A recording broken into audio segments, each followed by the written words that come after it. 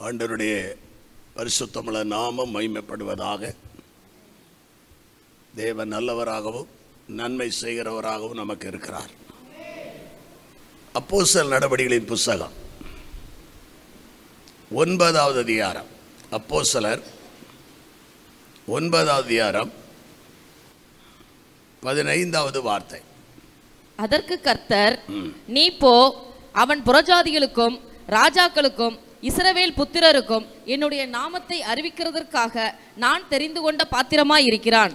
நான் தெரிந்து கொண்ட பாத்திரமாய் இருக்கிறான். இந்த கால நேரத்தில் என்னுடைய செய்தியின் தலைப்பு, தேவன் நம்மை ஏன் தெரிந்து கொண்டார், அல்லது நாம் ஏன் தேவனை தெரிந்து கொண்டோம். தேவன் நம்மை தெரிந்து கொண்ட நோக்கத்தை, புரிதலை சரியாக விளங்கிக் கொள்வோமானால் நம்முடைய கிறிஸ்தவ வாழ்க்கையில் வருகிற எந்த தடுமாற்றங்களாக இருந்தாலும் அதை சரி செய்ய முடியும். நாம் தேவனுக்காக நல்ல கிறிஸ்தவ வாழ்க்கை செய்ய முடியும். தேவன் எதிர்பார்க்கிற அவருடைய கிரியைகளை நாம் செய்ய முடியும். ஆண்டவர் இந்த இடத்துல தேவனுக்கு பிரியமில்லாமல் பலவிதமான துஷ்டத்தனமான செயல்களில் ஈடுபட்டு, பக்தி இருந்தாலும் யெகோவா தேவன் மேல் அவனுக்கு உயரிய மரியாதை இருந்தாலும், ஆனால் அவனுடைய பக்தியானது பெருமையான ஒரு பக்தியாய் இருந்தது. அதன் மூலமாக பலரை துன்பப்படுத்தி, காயப்படுத்தி, திருச்சபைகளை பாழாக்கி, திருச்சபை ஊழியர்களை அடித்து கொலை செய்து, ஸ்தேவான் போன்ற நல்ல பரிசுத்தவான்களை கல்லெறிந்து கொன்று, பலவிதமான துஷ்டத்தனத்தின் வாழ்க்கை செய்து கொண்டிருந்தான் சவுல் என்கிற பவுல் என்று நாம் பார்க்கிறோம். ஆண்டவர் இந்த துஷ்டத்தனமான காரியத்தை செய்வதற்கு இந்த சவுல் என்கிற பவுல் வேகமாக போய்க் கொண்டிருக்கிறான். எவ்வளவு சீக்கிரமாக துஷ்டத்தனமான காரியங்களை செய்ய வேண்டுமோ அவ்வளவு வேகமாக அவன் ஓடிக்கொண்டிருக்கிறான். தேவன் எல்லாருடைய வழிகளையும் நம்முடைய வழிகளை அறிந்திருக்கிறார். சில நேரங்களில் நாம், ஆண்டவரே, என்னுடைய கஷ்டங்கள், பாரங்கள் உமக்கு தெரியவில்லையா? என்னுடைய வாழ்க்கையில் இவ்வளவு கஷ்டங்களை, துன்பங்களை சந்திக்கிறேனே, ஒன்றுமே எனக்கு இதனால் விளங்கிக் கொள்ள முடியவில்லையே என்கிற சில பதட்டங்கள் நமக்கு இருந்தாலும், அவர் ஒருவருக்குத்தான் நம் ஒவ்வொருவரை குறித்த சரியான புரிதல், அறிதல் இருக்கிறது. நம்முடைய அறிவு எவ்வளவு குறைவானதோ அதைவிட மேலான அறிவு தேவனுடைய அறிவு. எனவே இவனை மாற்றி அமைக்க தேவன் விரும்புகிறார். அவன் செய்கிற செயல்பாடுகளை எல்லாம் பார்த்தால், இவன் தேவனாகிய என் பக்கமாய் வந்தால் நான் விரும்புகிற காரியத்தை செய்வான், எனக்கு ஒரு பிரயோஜனமான மனிதனாய் இருப்பான், இவனுடைய வாழ்க்கை மூலமாக என்னுடைய நாமம் மகிமைப்படும் என்று அறிந்து ஆண்டவர் அவனை சந்திக்கிறார், மாற்றம் அடைகிறான். தேவன் ஏற்கனவே இருக்கிற ஒரு பக்தனோடு பேசுகிறார், அனனியா என்கிற பக்தன். அந்த பக்தனுக்கு இந்த சவுலாகிய பவுலை பற்றி அவனுடைய எல்லா துஷ்டத்தனமான காரியங்களும் தெரியும். இவனும் பரிசுத்தவான், ஆகையினாலே பதுங்கிதான் வாழுகிறான். பரிசுத்தவான் எப்பொழுதுமே எதிர்ப்போ எதிரடையார காரியங்களில் ஈடுபடவே மாட்டான். பதுங்கி தேவ சமூகத்தில் அமர்ந்திருப்பான். எனவே அனனியா பதுங்கி அமர்ந்திருக்கிறான். ஐயோ, இந்த சவுல் என்கிற இந்த பவுல் எருசலேமில் எவ்வளவோ கொடுமையான காரியங்களை செய்த வாழ்க்கை செய்து கொண்டிருக்கிறானே, அவனை இப்பொழுது தேவன் இயேசு என்னிடத்தில் அனுப்புகிறாரே என்று தேவனிடத்தில் அனனியா கேட்கிறான். ஆண்டவரே, இவனுடைய வாழ்க்கை இப்படி இருக்கிறதே, இவனை அனுப்புகிறீரே என்று. ஆண்டவர் சொல்லுகிறார், இல்லை, அவனை நான் எனக்கென்று தெரிந்து கொண்டேன், அவன் எனக்கு பிரயோஜனமான பாத்திரமாயிருப்பான். ஆமென் சொல்லுங்கள் பார்க்கலாம். ஆண்டவருக்கு மகிமை. நான் தெரிந்து கொண்ட பாத்திரமாயிருப்பான். என் அன்பு தேவனுடைய பிள்ளைகளே, இந்த கால நேரத்தில் நீங்கள் எந்த மன உணர்வோடு ஆலயத்துக்குள் நீங்கள் நுழைந்திருந்தாலும், ஒருவேளை தேவனே என்னை நீர் தெரிந்து கொண்ட நோக்கம் என்ன என்று நீங்கள் கேட்டாலும் கேட்காவிட்டாலும், உங்கள் நேர காலங்களின் நிமித்தமாய் அவசரமாக நீங்கள் ஆலயத்திற்கு ஓடி வந்தாலும், தேவன் இங்கே முன்வரிசையில் இருக்கிறவர்களிலிருந்து பின்னாலே இருக்கிறவர்கள் எல்லாருக்கும், பிரசங்கிற எனக்கும் ஆண்டவர் சொல்லுகிறது, நான் உன்னை தெரிந்து கொண்டேன். நாம் ஒவ்வொருவரும் தேவன் தெரிந்து கொள்கிற அளவிற்கு நாம் பெரிய புனிதர்கள் அல்ல, நீதிமான்கள் அல்ல. நம்முடைய வாழ்க்கை தரங்கள் மிகவும் கேவலமானது. நம்முடைய வாழ்க்கை தரங்கள் எவ்வளோ துஷ்டத்தனமானது.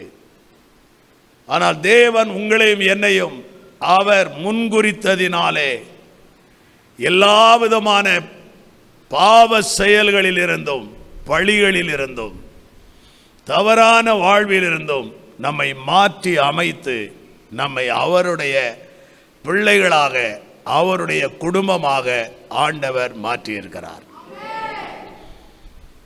ஆனால் தேவனுடைய மாற்றம் எதற்காக? தேவன் தெரிந்து கொள்கிற காரியத்தை குறித்து இங்கே அனனியாவின் இடத்திலே ஆண்டவர் சொல்லும்போது, நீ அவனை குறித்து நீ பயப்படாதே, நான் அவனை தெரிந்து கொண்டேன், என்னுடைய நாம மகிமைக்காக அவன் வாழ்வான், என்னுடைய நாம மகிமைக்காக நல்ல காரியங்களை செய்வான். ஆமென் சொல்லுங்கள். அப்படியே கண்ணை மூடின வண்ணமாக ஒரே ஒரு வார்த்தை, ஆண்டவரே உம்முடைய நாம மகிமைக்காக நான் வாழ, உம்முடைய நாம மகிமைக்கான காரியங்களை செய்ய நீர் என்னை தெரிந்து கொண்டீர் என்று நம்புகிறேன். என்னை ஆசீர்வதியும் ஆண்டவரே. ஆமென். ஆண்டவருக்கு மகிமை. சின்ன சின்ன ஜெபங்கள் சில நேரங்களில் அசாதாரணமான காரியங்களை செய்யும். ஆண்டவருக்கு மகிமை. தேவன் தெரிந்து கொண்ட பாத்திரங்களாய் நீங்களும் நானும் மாற வேண்டும். ஆண்டவருக்கு மகிமை. தேவன் தெரிந்து கொண்ட உபயோகமான மனிதர்களாய் மாற வேண்டும். தேவனுடைய பாத்திரம் என்றால் எப்படி இருக்கும்? தேவன் தெரிந்து கொண்ட பாத்திரத்திற்கு தேவன் கொடுக்கிற 3 வேலைகள்.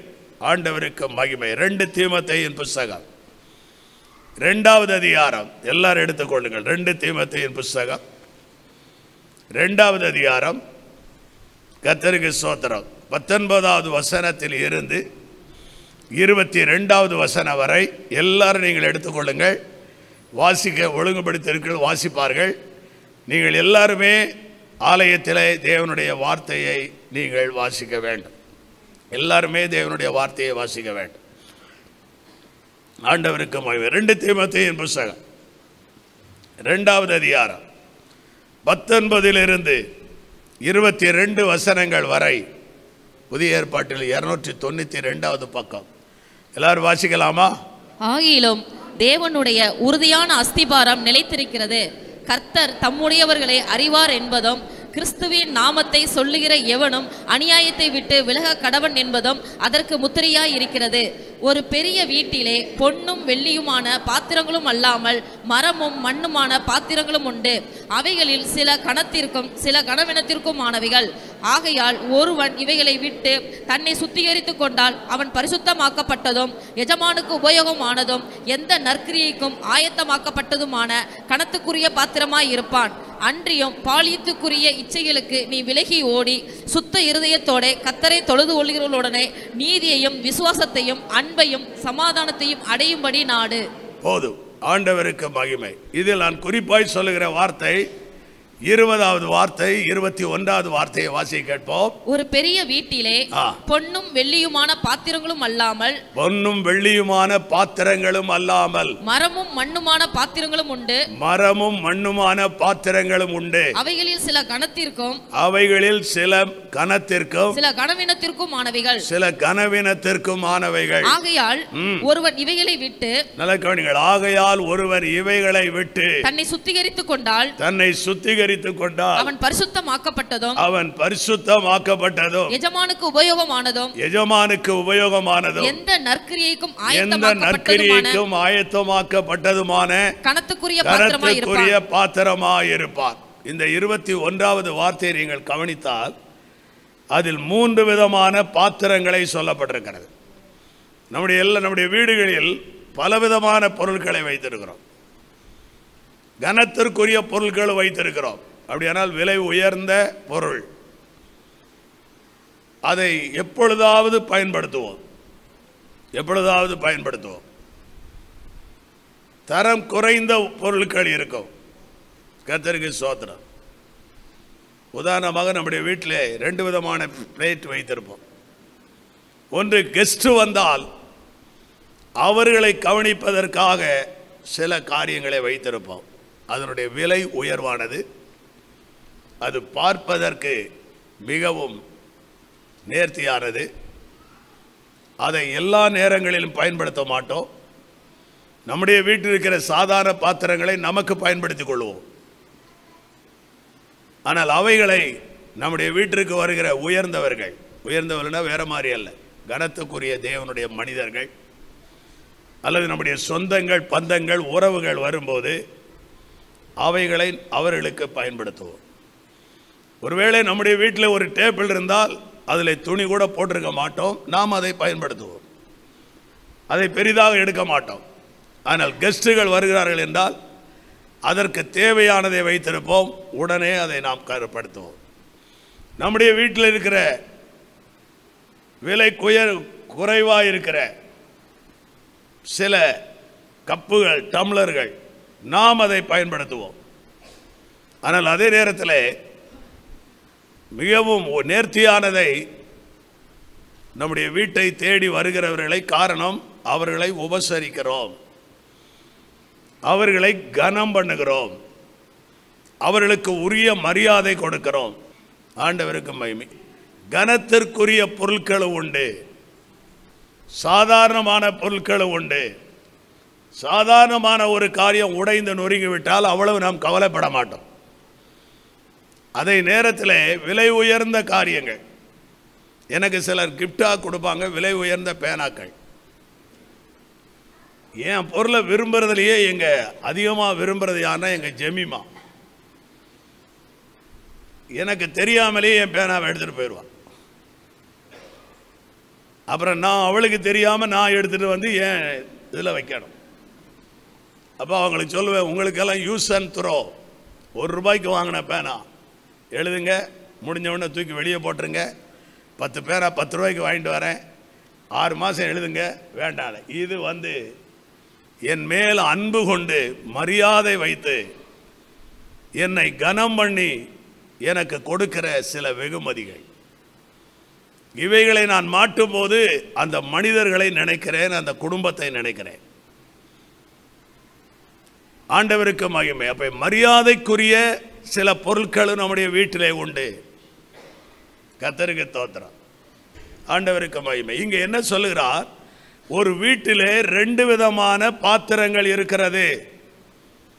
பொன்னினால் செய்யப்பட்ட பாத்திரம், வெள்ளியினால் செய்யப்பட்ட பாத்திரம். எங்க வீட்டுக்கு ஒரு நாள் ஒரு கல்யாணம் நடத்துகிற ஒரு குடும்பம் வந்தது. பெரிய வெள்ளி தட்டுல வேண்டிய பழங்கள் எல்லாம் வைத்து, பத்திரிகை வைத்து, ஒரு கவர்ல மரியாதைக்குரிய காணிக்கையை வைத்து அவர்கள் கொண்டு வந்தார்கள். அப்ப அவர்களுடைய ஸ்டேட்டஸின் அனுபவத்தின்படி போதகரை அவர்கள் கனம் பண்ணுகிறார்கள். இங்கே பவுல் என்ன சொல்கிறார்? ஒரு பெரிய வீட்டிலே பொன்னும் வெள்ளியுமான பாத்திரங்களும் அல்லாமல் மரமும் மண்ணுமான பாத்திரங்களும் உண்டு. அவைகளில் சில கனத்திற்கும் சில கனவீனத்திற்கும் உரியவானைகள். அப்படின்னா இந்த இடத்துல இருக்கிற கனம் கனவீனம் என்கிறதுனா நீங்க வேற தவறா புரியக்கூடாது. விலை உயர்ந்ததை மிகுந்த கவனத்தோடு நாம் கையாளுவோம். விலை உயர்ந்ததை நாம் கவனத்தோடு கையாளுவோம். கர்த்தருக்கு ஸ்தோத்திரம்.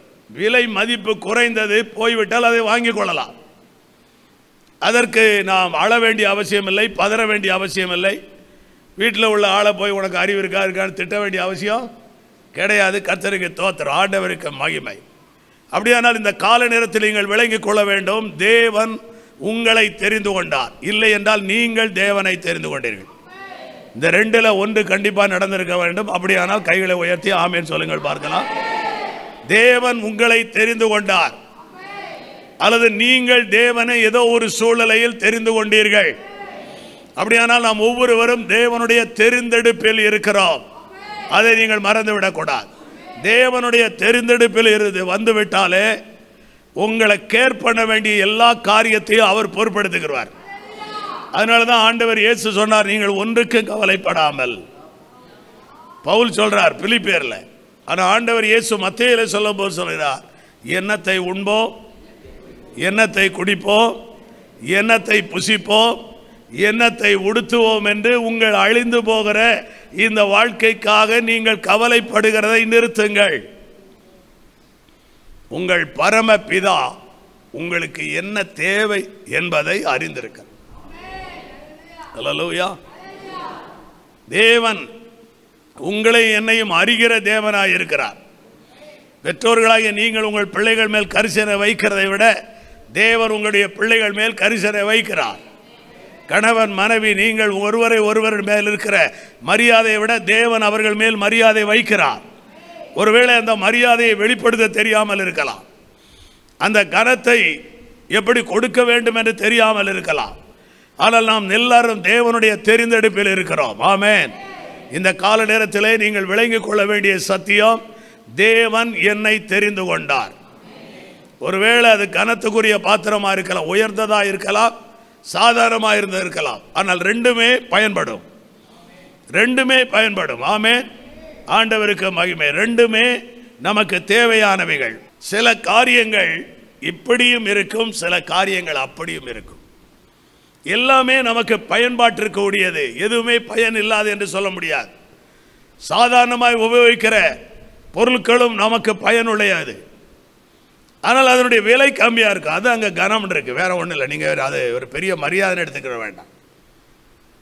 விலை உயர்ந்த பொருட்களை நாம் வைத்திருப்போம், அதன் மேல் நம்முடைய பார்வை, நம்முடைய கவனம் அடிக்கடி இருந்து கொண்டே இருக்கும். கர்த்தருக்கு ஸ்தோத்திரம். சபையாகிய இந்த சபைக்கு உள்ளே உங்களை ஆண்டவர் இப்படிப்பட்ட பாத்திரங்களாக வைத்திருக்கிறார். இதில் இந்த பாத்திரம் தான் சிறந்தது, அந்த பாத்திரம் சிறந்தது என்று அல்ல. எல்லா பாத்திரங்களுமே சிறந்தது, எல்லா பாத்திரங்களுமே உபயோகப்படுத்தக்கூடியது, எல்லா பாத்திரங்களுமே நமக்கு தேவையானது, அவசியமானது. ஆண்டவருக்கு மகிமை. அப்படியானால் நாம் முதலாவதாக எப்படிப்பட்ட பாத்திரமாக இருக்க வேண்டும்? கர்த்தருக்கு தோத முதலாவது சொல்லிவிட்டேன், நீங்கள் தேவனால் தெரிந்து கொள்ளப்பட்ட பாத்திரம். அல்லேலூயா. நீங்கள் தேவனுக்கு உபயோகமானவர்கள். தேவன் உங்களை அதற்காக உருவாக்கி வைத்திருக்கிறார். அதனாலே நாம் எப்படிப்பட்ட பாத்திரங்களாக இருக்க வேண்டும்? ஆண்டவருக்கு மகிமை. முதலாவதாக அந்த 21வது வசனத்திலே வாசித்தோம் என்றால், கர்த்தருக்கு ஸ்தோத்திரம், 3 விதமான பாத்திரங்கள். ஒன்று உபயோகமான பாத்திரம், இனி ஒன்று கனத்திற்குரிய பாத்திரம், இனி ஒன்று பரிசுத்தமான பாத்திரம். இதை நான் மாற்றி இப்படி சொல்றேன். முதலாவது உபயோகமான பாத்திரம். ஆண்டவருக்கு மகிமை. நாம் ஒவ்வொருவரும் நம்முடைய குடும்பத்திற்கு முதலாவது உபயோகமாக இருக்கிறோமா? இங்கே சொல்லப்பட்டிருக்கிறது, நாம் தேவனுக்கும் தேவனுடைய காரியத்திற்கு மாத்திரம் அல்ல, நம்மோடு இருக்கிறவர்களுக்கு நாம் முதலாவது ஒரு பயனுள்ள பாத்திரங்களாக இருக்க வேண்டும். இந்த கணவன் என் கூட இருக்கிறது வேஸ்ட்னு மனைவி நினைக்கக்கூடாது. மனைவி என் கூட இருக்கிறதுனால அவ்வளவு நல்லா கிடையாது, ஏதோ திருமணம் பண்ண வாழ்ந்த 2 குழந்தைய பெற்றெடுத்தேன், இந்த மாதிரி எண்ணங்கள் எல்லாம் கிறிஸ்தவர்களுக்கு வரக்கூடாது, கிறிஸ்தவ சமுதாயத்திற்கு வரக்கூடாது. வேறு யாருக்கு வரலாம்? அவர்களுக்கு வேதம் இல்லை, தேவன் இல்லை, தேவனை குறித்த அறிவும் இல்லை. நாம் அவசரமாய் சாமி கும்பிட்டு போகிறவர்கள் அல்ல. பல மணி நேரங்கள் எடுக்கிறோம், வாரத்தில் ஒரு நாள் பல மணி நேரங்கள் தேவ சமூகத்தில் அமர்கிறோம். தேவனுடைய வார்த்தையை அதிகமாய் கேட்டுக்கொண்டே இருக்கிறோம். நம்முடைய வாழ்க்கை தரத்தை குறித்து தேவன் கவனமுள்ளவராக இருக்கிறார். நம்மை குறித்து தேவன் விழிப்பாய் இருக்கிறார். நம்மை உயர்த்த, நம்மை வாழ வைக்க, நம்முடைய சிறையிருப்புகளை மாற்ற, நம்முடைய சங்கடங்களிலிருந்து நம்மை வெளியே கொண்டு வர, எங்கே சிக்க வேண்டுமோ சிக்கல்களை எடுக்க, உயர்ந்த ஸ்தானத்தில் நீங்களும் நானும் இருக்க, உங்கள் குடும்ப வாழ்க்கை, உங்களுடைய சரீரங்கள், உங்களுடைய மனது, உங்களுடைய சிந்தனைகள் எல்லாம் உயர்ந்ததாய் காணப்படுவதற்காகத்தான் தேவன் உங்களையும் என்னையும் தெரிந்து கொண்டார். அல்லேலூயா. நாம் ஒவ்வொருவரும் நம்முடைய குடும்பத்திற்கு உபயோகமான மனிதர்களை, பாத்திரங்களாக இருக்க வேண்டும். பிள்ளைகளாக இருந்தால் பெற்றோருக்கு எந்த விதத்திலேயாவது பிரயோஜனமாக இருக்க வேண்டும், உபயோகமாக இருக்க வேண்டும். எல்லாரோட அட்ஜஸ்ட் பண்ணி போக முடியாது, உண்மைதான். அதற்காக யாரையும் ஓரங்கட்ட முடியாது, வெறுத்து தள்ளவும் முடியாது. கர்த்தருக்கு ஸ்தோத்திரம். நம்முடைய கிறிஸ்தவ வாழ்க்கையில் அப்போ ஒவ்வொரு குடும்பத்தில் உள்ளவர்களும் தன்னுடைய குடும்பத்திற்கு உபயோகமாக இருந்தால் அந்த குடும்பத்தினுடைய சுமை குறையும். அந்த குடும்பத்தில் இருக்கிற மன அழுத்தங்கள் கொஞ்சம் குறைய வாய்ப்பு இருக்கிறது. சண்டைகளுக்கோ மார்க்க பேதகத்திற்கோ அங்கே இடம் இல்லாமல் பொறுத்து கொண்டு, சகித்து கொண்டு, விட்டு கொடுத்து, எதிர்த்து நிற்காமல், சரி தேவன் நடத்துவார், தேவன் பார்த்து கொள்வார், தேவனிடத்தில் ஜெபிப்போம், இன்னும் ஆண்டவர் என்னை இந்த குடும்பத்தில் இவர்களை எனக்கு ஒரு முள்ளாக வைத்திருக்கிறார், நான் இன்னும் இவர்களுக்காக ஜெபம் பண்ண வேண்டியது இருக்கிறது, இல்லையென்றால் நான் என்னை சரிப்படுத்திக் கொள்ள வேண்டி இருக்கிறது என்கிற காரியத்தில் நாம் ஒவ்வொருவரும் நம்முடைய குடும்பத்திற்கு நாம் நல்ல உபயோகமான கருவிகளாக இருக்க வேண்டும். நீங்கள் சிறிய வேலை செய்கிறீர்களோ பெரிய வேலை செய்கிறீர்களோ அது முக்கியம் அல்ல. நீங்கள் அரசு ஊழியர்களாக இருந்தால், நீங்கள் பிரைவேட் கம்பெனியில் வேலை செய்தால், கட்டாயமாக உங்களுடைய வேலையில் நீங்கள் அவர்களுக்கு பயனுள்ளவர்களாக இருக்க வேண்டும். ஒருவேளை அவர்கள் உங்களுக்கு மரியாதை கொடுக்காமல் இருக்கலாம், உங்கள் உழைப்புக்கு ஏற்ற கூலியை அவர்கள் கொடுக்காமல் இருக்கலாம், அல்லது உங்களை மாத்திரமே அதிகமான வேலை சுமையை உங்கள் மேலே திணிக்கும் போது சில நேரங்களில் உங்களுடைய சரீரமும் மனதும் ஏன் இந்த வேலையில் இருக்கிறோம், ஏன் இந்த தொழில் இருக்கிறோம் என்றெல்லாம் ஏற்படும். உண்மைதான். கர்த்தருக்கு ஸ்தோத்திரம். உங்களுக்கு மாத்திரமல்ல, எங்களுக்குமே அப்படி ஏற்படும். ஆண்டவருக்கு மகிமை. ஆனாலும் தேவனுடைய தெரிந்தெடுப்பில் நாம் இருந்தால் நாம் இருக்கிற இடத்திற்கு உபயோகமாய் வாழ முடியும். நம்மோடு இருக்கிற மக்களுக்கு நாம் உபயோகமாய் வாழ முடியும். இதை தாண்டி இங்கே வேதம் நமக்கு சொல்லுகிறது, தேவனை தெரிந்து கொண்ட ஒவ்வொரு குடும்பங்களும் ஆண்டவருக்கும் அவருடைய ராஜ்யத்திற்கும் அவர் வைத்திருக்கிற தரிசனத்திற்கும் நல்ல உபயோகமான பாத்திரங்களாக இருக்க வேண்டும். ஆமென். தேவனுக்கு, தேவ காரியத்திற்கு உபயோகமான பாத்திரங்களாக இருக்க வேண்டும். ஏனென்றால் தேவன் ஒருவரே நம்பத்தக்கவர். தேவன் ஒருவர் தான் நம்பிக்கைக்குரியவர். தேவன் ஒருவர் தான் துரோகம் பண்ண மாட்டார். தேவன் ஒருவர் தான் கடைசி வரை நம்மோடு இருக்கிறவர். நம்மோடு எல்லாம் இருந்தால் எல்லாரும் ஒட்டுவார்கள். நம்மை விட்டு எல்லாமே போய்விட்டால் இருந்தவர்கள் அத்தனை பேர் போய்விடுவார்கள். 40 ஆண்டு அனுபவத்தில் நான் பேசிக் கொண்டிருக்கிறேன். என் அன்பு சகோதரனே, என் அன்பு சகோதரியே, அருமையான தேவ ஜனமே, இந்த கால நேரத்தில் நீங்கள் எந்த மனநிலையில் வந்திருந்தாலும் தேவன் உங்களுக்கு தருகிற ஆலோசனை என்ன? நீங்கள் தேவனுடைய காரியத்திற்கு பயனுள்ளவர்களாயிருங்கள். தேவனுடைய ராஜ்யத்திற்கு பயனுள்ளவர்களாயிருங்கள். நான் இருக்கிறேன். ஜெபத்தில் சொல்லுவேன், ஆண்டவரே நான் எவ்வளவு காலம் இருக்கிறேன் என்று உமக்கு தான் தெரியும், எனக்கு தெரியாது. என்னுடைய மன அழுத்தங்கள், என்னுடைய சரீரத்தில் இருக்கிற ஏகப்பட்ட பிரச்சனைகள், நான் ஒவ்வொரு நாளும் பிரயாணம் பண்ணி வருகிற வாழ்க்கைகள், என்னுடைய குடும்ப சூழ்நிலைகள், என் பிள்ளைகளுடைய பின்னணியங்கள், இவைகளின் நடுவிலே நான் எவ்வளவு காலம் வாழ்கிறேன் என்று உமக்கு தெரியும். வாழும் காலம் வரை உமக்கு ஒரு பயனுள்ள மனிதனாயிருக்க எனக்கு கிருபைத்தார். உமக்கு ஒரு பிரயோஜனமான மனிதனாய் நான் வாழ்ந்து விட்டு மடிவதற்கு எனக்கு ஒரு அற்புதம் செய்யும். ஒருவன் இருந்தான், தேவனுக்காக குரல் கொடுத்தான். ஒருவன் இருந்தான், தேவனுக்காக செயல்பட்டான். ஒருவன் இருந்தான், தேவனுக்காக சில காரியங்களை செய்து வைத்தான் என்று நன்றி உள்ளவர்கள், நம்பிக்கை உள்ளவர்கள், தேவனுக்குள்ளே வாழ்கிறவர்கள் ஒரு நாள் யாரோடு பேசுவார்கள். அதுதான் என்னுடைய வாழ்க்கையின் சாட்சி முன்னேற்றம். நான் உயிரோடு இருக்கும்போது என்னை குறித்து பலர் பாராட்டினாலும் மறைகிற காலங்களிலே அதை போன்ற ஒரு சுபிட்சத்தை உண்டாக்க என்னை உமக்கு உபயோகமான மனிதனாய் மாற்றும். சிறிய கூட்டங்களிலும் பிரசங்கிக்கிறேன், பெரிய கூட்டங்களிலும் பிரசங்கிக்கிறேன். ஆனால் சிறிய கூட்டமாயிருந்தாலும் பெரிய கூட்டமாயிருந்தாலும் தேவனை என்னை உபயோகப்படுத்தும். உம்முடைய நாமம் இந்த காலை நேரத்தில் ஆண்டவரே இந்த கூட்டத்தில் என் மூலமாய் மகிமையை கொண்டு வருகிற ஒரு மனிதனாய் மாற்றும். உங்கள் சிந்தனை அப்படித்தான் இருக்க வேண்டும், உங்கள் ஜெபங்கள் அப்படித்தான் இருக்க வேண்டும். தேவனே, நானும் என் குடும்பமும் உமக்கு பயனுள்ள பாத்திரங்களாய் இருக்க, உபயோகமான பாத்திரங்களாய் இருக்க. பெற்றோர்களாக இருந்தால் நீங்கள் சொல்லிக் கொடுக்கணும் உங்கள் பிள்ளைகளுக்கு, ஆண்டவருக்கு நீ பயன்படணும், ஆண்டவருக்கு நீ பிரயோஜனப்படணும். எங்களுடைய பிள்ளைகளுக்கு நான், அவர்கள் எல்லாரும் ஊழியர்களாக இருந்தாலும் எல்லா நேரங்கள் கிடைக்கும் போதெல்லாம் அவர்களை உட்கார்ந்து சொல்லுவேன், அப்பா செய்ததை விட நீங்கள் தியாகம் பண்ண வேண்டும்.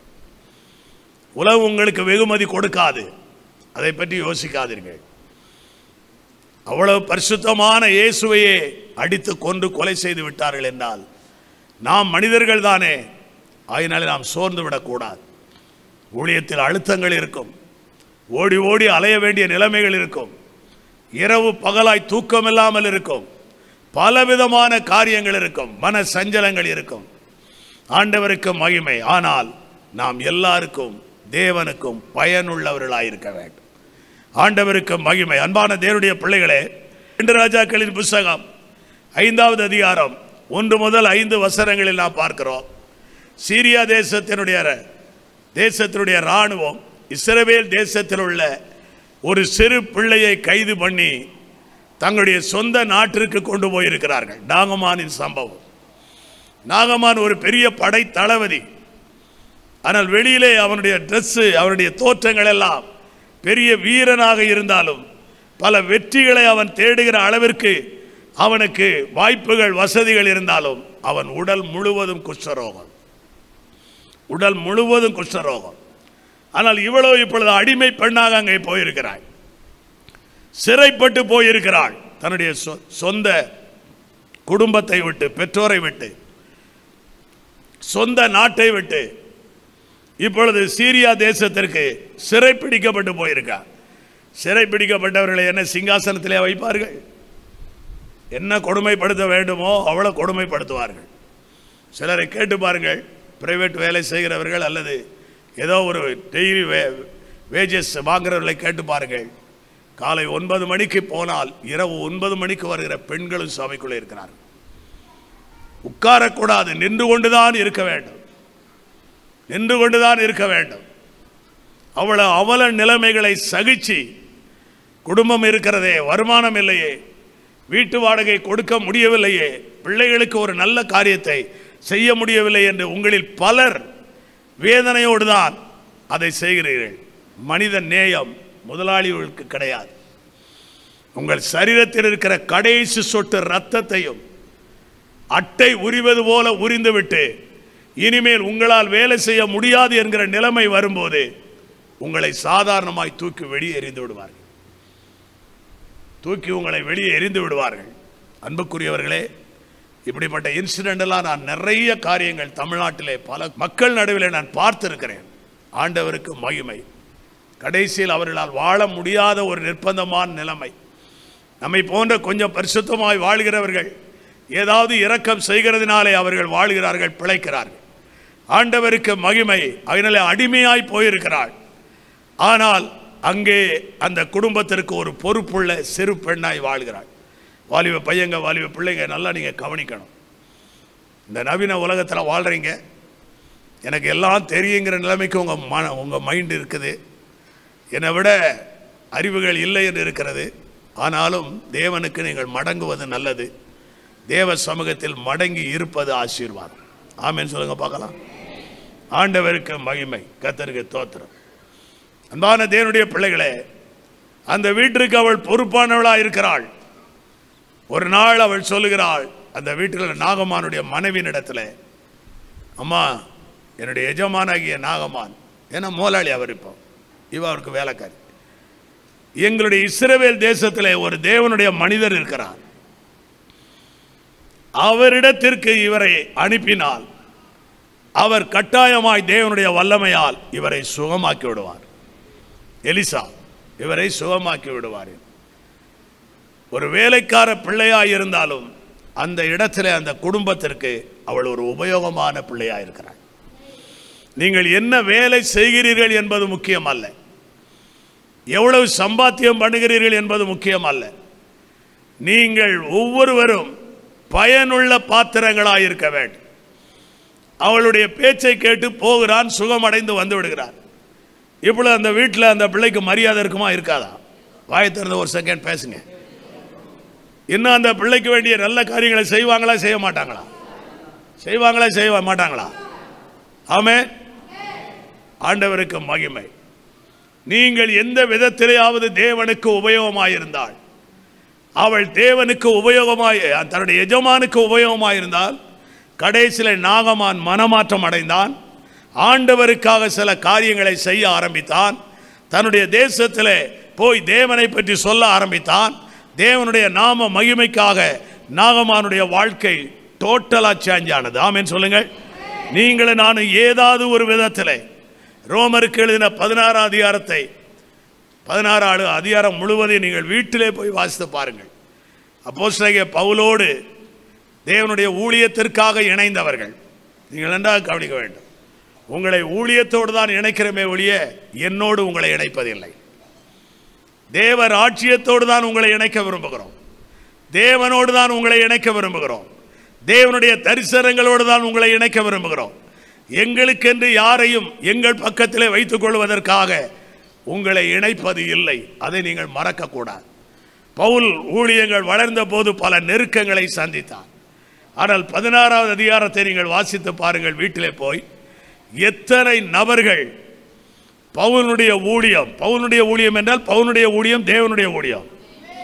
ஏனென்றால் பவுலை தேவன் தெரிந்தெடுத்தார். பவுலை பற்றி அனனியாவுக்கு தேவன் தான் சொன்னால், நான் தெரிந்து கொண்ட பாத்திரமாய் இருக்கிறான், என்னுடைய நாமத்தை இவன் மூலமாய் மகிமைப்படுத்த நான் தெரிந்து கொண்டேன், ஆகையினாலே இவனை அனுசரி, இவனுக்கு வசனம் சொல்லு, இவனை ஆவியினால் நிரப்பு, இவனுக்கு ஞானஸ்நானம் கொடு, இவனுக்கு ஜெபத்தை கற்றுக்கொடு. ஆமென். ஆண்டவருக்கு மகிமை. 16 அதிகாரம் முழுவதும் நீங்கள் வீட்டிலே போய் வாசித்து பாருங்கள். ஆண்டவருக்கு மகிமை.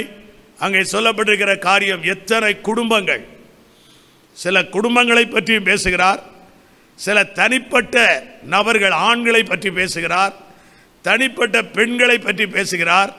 இவர்களெல்லாம் தேவனுக்கு உபயோகமாக இருந்ததினாலே, தேவனுடைய ஊழியத்திற்கு உபயோகமாக இருந்ததினாலே, தேவ மனிதனாகிய பவுலுக்கு உபயோகமாக இருந்ததினாலே அவர்களை அவன் மறக்காமல் அவர்களுக்காக ஜெபிக்கிறான், அவர்களை ஆசீர்வதிக்கிறான், அவர்களுக்கு அவன் கையெடுத்து நன்றி சொல்லுகிறான், வாழ்த்துதல் சொல்லுகிறான். என் அன்புக்குரிய கர்த்தருடைய பிள்ளைகளே, நாம் எந்த விதத்திலேயாவது தேவனுக்கு தேவனுடைய காரியங்களுக்கு பயனை நீங்கள் ஒரு செகண்ட் சிந்திங்க. நான் எந்த விதத்தில் ஆண்டவருக்கு பிரயோஜனமாக இருக்கிறேன்? நான் எந்த விதத்தில், வாலிப பையங்க பிள்ளைகளாக இருந்தால் நீங்கள் யோசிங்க, நான் எந்த விதத்தில் தேவனுக்கு பிரயோஜனமாக இருக்கிறேன்? தேவனுடைய ராஜ்யத்திற்கு நான் எந்த விதத்தில் பிரயோஜனப்படுறேன்? இந்த திருச்சபையில் நான் வந்து போகிற ஒரு விருந்தாளியாக இருக்கிறேனா, இல்லை என்றால் இந்த திருச்சபையில் இருக்கிற காரியங்களுக்கு என்னால் நான் என்ன என்னுடைய சரீர உழைப்பு? 2 தீமோத்தேயுவின் புஸ்தகம் 1 அதிகாரம் 16வது வசனத்தை பாருங்கள். 2 தீமோத்தேயு 1 அதிகாரம் 16வது வார்த்தை. ஒனேசிப்போருவின் வீட்டாருக்கு, நல்ல கவனிங்கள், ஒனேசிப்பின் வீட்டாருக்கு கர்த்தர் இரக்கம் கட்டளையிடுவாராக, கர்த்தர் இரக்கங்களை கட்டளையிடுவாராக. அவன் அநேக தரம், நல்ல கவனிங்க, அவன் அநேக தரம். எப்படி இந்த அநேக தரம்ங்கிற அண்டர்லைன் பண்ணுங்க.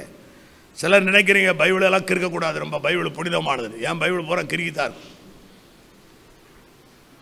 ஆண்டவருக்கு மகிமை. அல்லேலூயா. அதுக்காக பூரா கிறுக்கி வச்சிடாதுங்க ஒரே நேரத்தில். அல்லேலூயா. ஒனேசிப்பின் வீட்டாருக்கு தேவன் இரக்கத்தை கட்டளையிடுவாராக. ஏன் தேவனுடைய இரக்கம் அந்த குடும்பத்திற்கு கிடைக்க வேண்டும் என்று பவுல் மனதார அந்த குடும்பத்துக்காக ஜெபிக்கிறான், அந்த குடும்பத்தை நினைக்கிறான் என்று அவன் அநேக நேரங்களில் என்னை இளைப்பாற்றினான். என் விலங்கை குறித்து, என்னுடைய சிறை விலங்கை குறித்து அவன் வெட்கப்படவும் இல்லை. அவன் ரோமாவில் வந்திருந்த போது நான் ரோமா சிறைச்சாலையில் இருந்தபோது அதிக ஜாக்கிரதையாய் என்னை தேடி கண்டுபிடித்தான். எனவே அவன் என்னுடைய தேவனுடைய ராஜ்யத்திற்கும் தேவ காரியத்திற்கும் தேவ மனுஷனாகிய என்னை சிறை விலங்கு போட்டு ஒரு பாவம் செய்தவனை போல குற்றம் செய்தவனை போல பப்ளிக்கில் என்னை இழுத்து கொண்டு போகும்போது எனக்கு பின்னாலே அந்த அன்பை அந்த மரியாதையை வெளிப்படுத்த வந்து அவனும் நீங்கள் பார்த்தா பிலோமோன்னு ஒரு புஸ்தகம் இருக்குது பைபிளில், ஒரே அதிகாரம் தான். வீட்டில் போய் பார்த்தா அதே பவுல் இந்த ஒனேசிமை பற்றி சொல்லுவான். பவுல் சிறைச்சாலையில் இருக்கும்போது இந்த ஒனேசிமும் சிறைச்சாலையில் அடைக்கப்பட்டிருந்தார். தன்னுடைய முதலாளி, அந்த அதிகாரத்தை நீங்கள் வாசிக்கும் போது தெரியும், தன்னுடைய முதலாளி வீட்டில் ஏதோ ஒரு தவறு செய்து விட்டான். குற்றம் செய்தானோ அல்லது திருடினானோ தெரியவில்லை. கர்த்தருக்கு தோத்திரம். பிலோமோன் புஸ்தகத்தை நீங்கள் வாசித்தா தெரியும். ஆண்டவருக்கு மகிமை. அப்பொழுது பவுல் சிறைச்சாலையில் இருக்கும்போது இவனும் சிறைச்சாலையில் இருக்கிறான். பவுல் சிறைச்சாலையில் இருந்தாலும் இப்படி தேவன் என்னை கொண்டு வந்து சிறைச்சாலையில் வைத்து விட்டாரே. அநேக நேரங்களில் நாம் சிந்திக்கிறது என்ன தெரியுமா? நான் தேவனுடைய மகன், தேவனுடைய பிள்ளை, நான் எந்த தவறு செய்யவில்லை, தப்பு செய்யவில்லை, ஜெபம் பண்ணி கொண்டிருக்கிறேன், வேதம் படிக்கிறேன், ஆலயத்தை நேசிக்கிறேன், தேவனுக்காக வாழ்கிறேன். ஆனால் எனக்கு ஏன் இவ்வளவு பாடுகள் துன்பங்கள் என்று நினைத்து நாம் செய்து கொண்டிருக்கிற நல்ல செயல்களை விட்டு விடுவோம். பவுல் இங்கே பாருங்கள், தேவனை குறை சொல்லவில்லை. தேவனுக்கு தெரியாமல் எது நடக்காது. தேவன் அனுமதிக்காமல் எவனும் பவுலை தொட முடியாது. ஆமென் சொல்லுங்கள். தேவன் அனுமதிக்காமல் இயேசுநாதரை 3 வருடமாக பின்பற்றி வந்து கொண்டே இருந்தார்கள். அவரை கைது செய்து கொலை செய்து அவருடைய ஊழியத்தை நிறுத்தும்படியாக.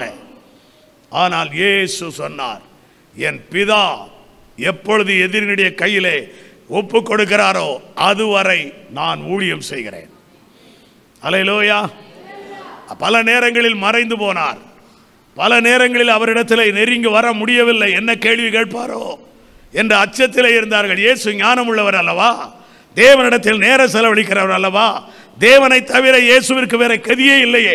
அப்படி இருக்க அவருடைய சரீரத்தில் தேவனுடைய மகிமை இருக்காதா? அவருடைய வார்த்தையில் தேவனுடைய வல்லமை இருக்காதா? அவருடைய கண்களினுடைய பார்வையிலே தேவனுடைய பிரசனம் இறங்காதா? இறங்கும். இறங்கும். அன்பானவர்களே, தெய்வீக மனிதர்களாய் நீங்கள் மாற மாற எந்த மனிதர்கள் உங்களை அற்பமாய் எண்ணினாலும் எளிதாக தேவன் உங்களை எதிரியுடைய கையிலே கொடுக்க மாட்டார். நேரம் வந்தது. தீவட்டிகளோடும் பந்தங்களோடு வந்திருக்கிறார்கள் இயேசுவை கைது செய்து கொண்டு போகும்படியா. கூட இருந்தவனே துரோக செயலே மாறிவிட்டான். அன்பானவர்களே, அதனால தான் நான் சொல்லுவேன், தேவனை 100க்கு 100 நம்புங்கள். உங்களோடு இருக்கிறவர்களை கொஞ்சமாய் நம்பி வாழுங்கள். தேவனை 100க்கு 100 நம்பலாம். ஹல்லேலூயா.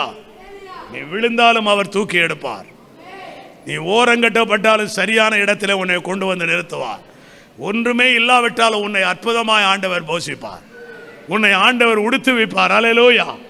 ஆண்டவருக்கு மகிமை. அதுவரை இயேசுவை, தேவனுடைய சித்தம் நிறைவேறும் வரை இயேசுவை ஒருவராலும் தொட முடியவில்லை, அருகிலே நெருங்க முடியவில்லை. ஆனால் வகை தேடி கொண்டிருந்தார்கள். வேதம் சொல்லுகிறது. வேதத்தை நீங்கள் படிக்க வேண்டும் ஆழமாய். உங்களுடைய அன்றாட வாழ்க்கையுடைய பிரச்சனைக்கு வேதத்தையே வழியாக நீங்கள் பார்க்க வேண்டும். வேதம் எனக்கு என்ன சொல்லுகிறது? ஆண்டவருக்கு மகிமை. ஆனால் பிதாவினுடைய நேரம் வந்தபோது கெத்செமனையிலே எவ்வளவு ஜெபம் பண்ண வேண்டுமோ லூக்கா 22 பார்க்கிறோம். அவ்வளவு ஜெபம் பண்ணி விட்டார். அவருடைய ஆத்துமா வியாகுலமாய் மாறிவிட்டது.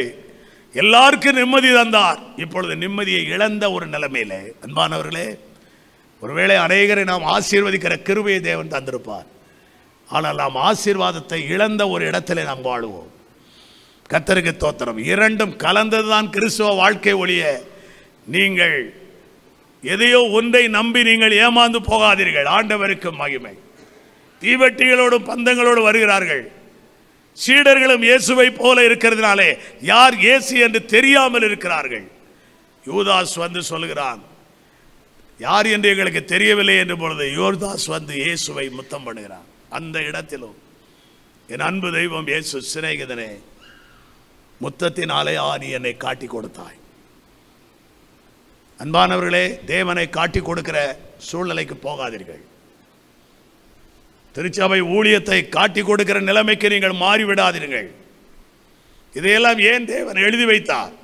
அப்படிப்பட்ட சூழ்நிலைக்கு நேராக நீங்கள் ஏதோ தள்ளப்படும் போது நீங்கள் எச்சரிப்போடு விழிப்போடு இருக்கத்தான் வைத்தார். திருச்சபையை காட்டி கொடுக்காதே. திருச்சபையில் இருக்கிற ஊழியனை வேறு விதமாய் காட்டி கொடுக்க வேண்டும் என்று விரும்பாதே. முத்தத்தினாலா என்னை அதற்கு மேலே ஆண்டவர் அவனை ஒன்றும் செய்ய முடியவில்லை. அவனை சபிக்கவில்லை, அவனை ஏசவில்லை, பேசவில்லை. அவனை தெரிந்து கொள்ளும் போதே இயேசுவுக்கு தெரியும் அவன் பாவி என்று. கூட வைத்து உருவாக்கினார். இன்றல்ல என்றல்ல, என்றாவது ஒரு நாள் குணப்படுவான், மாறுவான், மாற்றம் அடைவான். நம்பிக்கைக்குரியவனாய் நினைத்து பணங்களை எல்லாம் அவனுடைய கையிலே கொடுத்தார். ஆண்டவருக்கு மகிமை. நம்பிக்கைக்குரியவனாய் அவன்தான் அதிலே கொஞ்சம் படித்தவன். மற்றவர்களெல்லாம் பாமரமான சீடர்கள். ஆனால் முத்தத்தினாலே காட்டி கொடுக்கும் போதுதான் பிடிக்கப்பட்டார் இயேசு. அதுவும் கூட கிட்ட நெருங்கின போது இயேசுவே வந்தார். யாரை தேடுகிறீர்கள்? ஒரே ஒரு வார்த்தை தான், யாரை தேடுகிறீர்கள்? அவ்வளவுதான். நசரேயன் அவரே பதில் சொல்கிறார். நசரேயனாகிய இயேசுவை தேடுகிறீர்களா? நான் தான் இயேசு. இதுவா இல்லையா தைரியமான ஆள்? ஒரு ஆமென் சொல்லு பார்க்கலாம். ஹalleluya, ஹalleluya.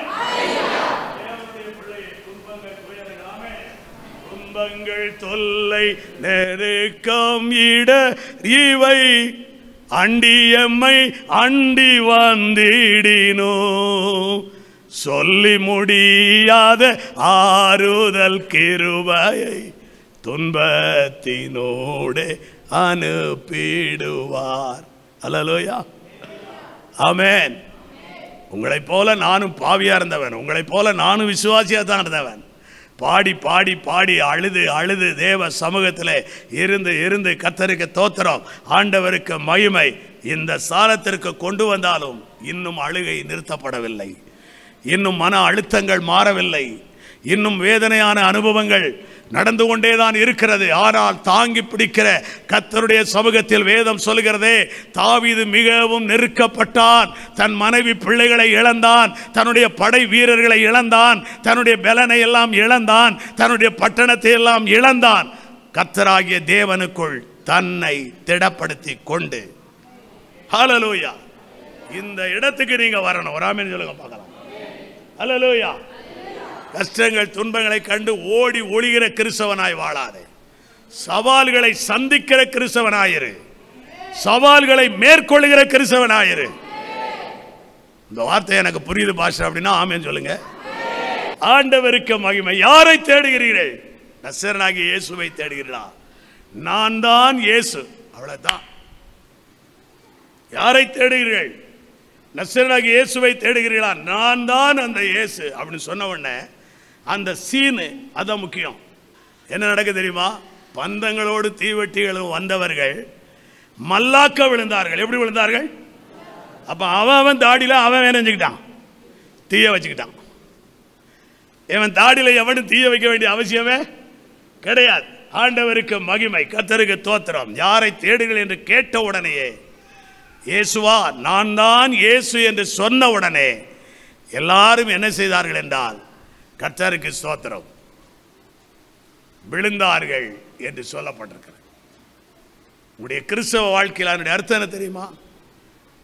உங்களுடைய நேரம் தேவனுடைய நேரத்தில் இருக்கிறது. தேவன் அனுமதிக்காமல் எதுவும் நடக்காது. ஒருவேளை நீங்க நினைக்கலாம், இழப்ப தேவன் அனுமதிப்பாரா பாஸ்டர்? துன்பத்தை தேவன் அனுமதிப்பாரா அப்படின்னு நீங்க கேட்கலாம். நிறைய வார்த்தைகள் வித்தியாசமாக இருக்கு. எல்லாவற்றுக்கும் நம்ம ஒரே நேரத்தில் சொல்லிவிட முடியாது. நான் எப்பொழுதுமே சொல்வேன், இருக்கும் வரை இயேசுவுக்காக இருக்கிறோம், இறந்த பின்பு இயேசுவோடு இருக்கிறோம். அல்லேலூயா. நான் இருக்கிறேன். என்னுடைய இறப்பை குறித்து என் பிள்ளைகள் எல்லாரிடத்திலுமே சொல்லி வைத்திருக்கிறேன்.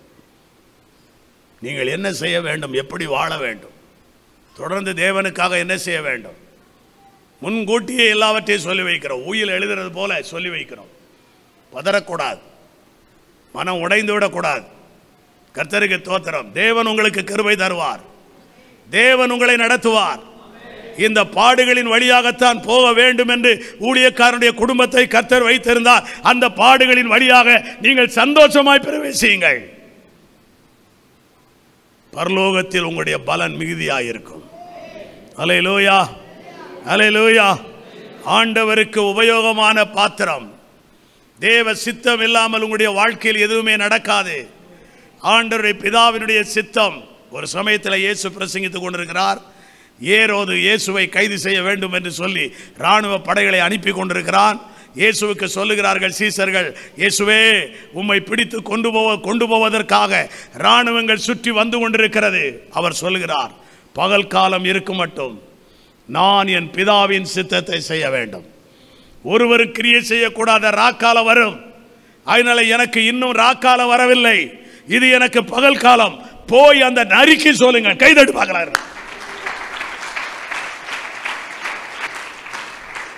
ஏரோது நரியா இல்லட்டா ராஜாவா? எங்க லிட்டலா சொல்லுங்க. அதுல எழுதியிருக்கபடி அவர் நரியா ராஜாவா? ஏரோது. ஆனா இயேசு ஏரோதை எப்படி பார்க்கிறார்? எப்படி பார்க்கிறாரு? ஹலோ, நீங்கள் பிரச்சனைகளையும் போராட்டங்களையும் சாதாரணமாய் பார்க்கிற கிருபை நமக்கு வேண்டும். அல்லேலூயா. போராட்டங்களையும் பிரச்சனைகளையும் நீங்கள் சாதாரணமாய் பார்க்கிற கிருபையை பெற்றுக்கொண்டால், ஆண்டவர் என்னை எதற்காக தெரிந்து கொண்டார்? நான் தேவனுக்கு உபயோகமாயிருக்க. 2 தீமோத்தேயுவின் புஸ்தகம் 4வது அதிகாரம் 19வது வசனம் முடிக்கிறேன்.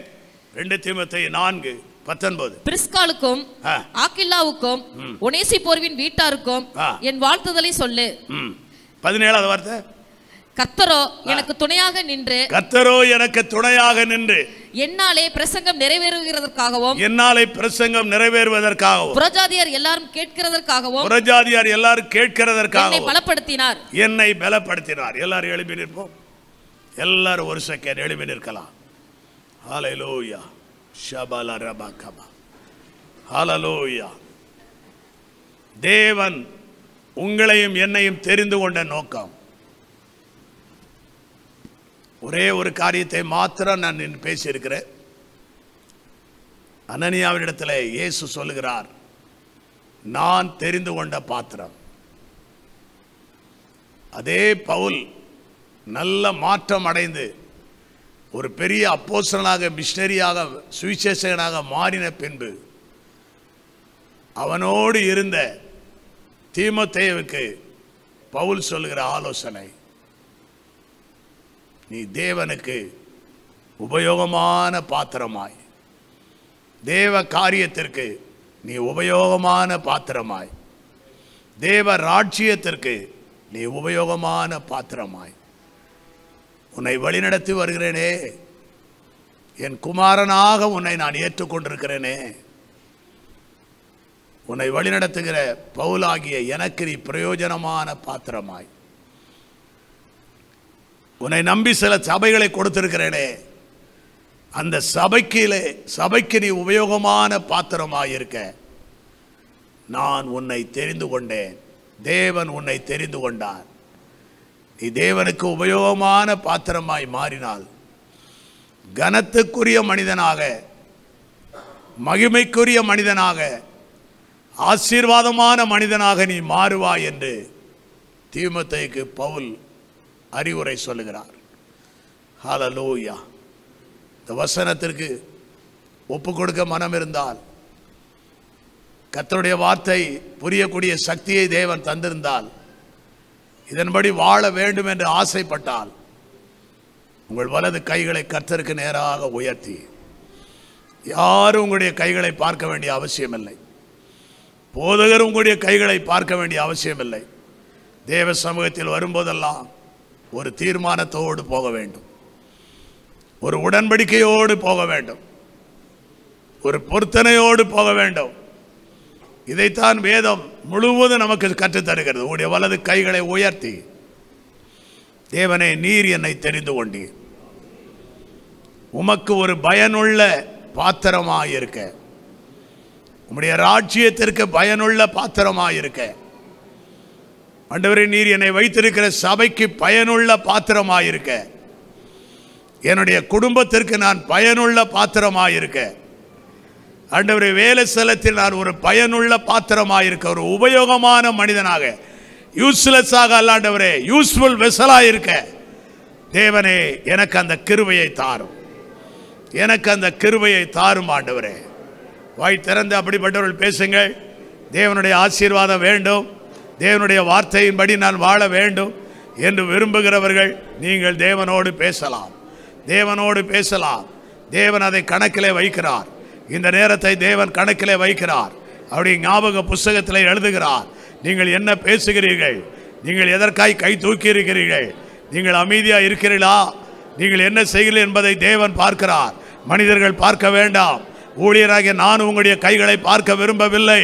ஹல்லேலூயா. தேவன் எதிர்பார்க்கிறதை நீங்களும் நான் செய்ய விரும்புகிறார்.